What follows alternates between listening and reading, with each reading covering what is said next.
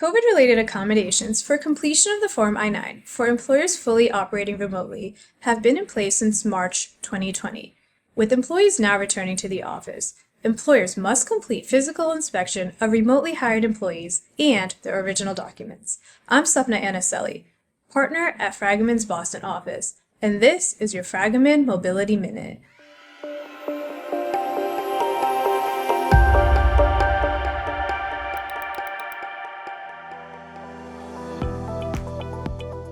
On March 20th, 2020, the U.S. Department of Homeland Security and Customs and Immigration Enforcement announced that employers fully operating remotely due to COVID-19 may delay physical inspection of an employee's identity and employment authorization documents, and instead do so remotely when completing the I-9 process within 3 business days as required.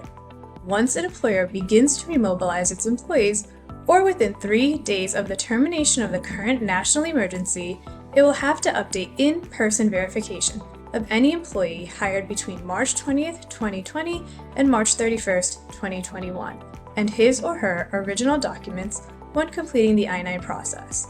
In addition, such an employer will have only 3 business days to complete in-person verification of original documents for all employees whose documents were remotely verified under the accommodation, if the employer is no longer fully operating remotely. Remote employees hired after April 1st, 2021 may be remotely verified even if the employer is not fully operating remotely. In this scenario, employers are still required to use standard I-9 procedures for employees working non-remotely on a regular, consistent, and predictable basis. The current extension of these accommodations expires on May 31st, 2021. Although DHS and ICE may extend this again.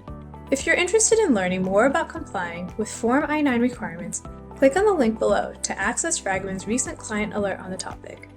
I'm Sapna Anaselli, and this has been your Fragomen Mobility Minute.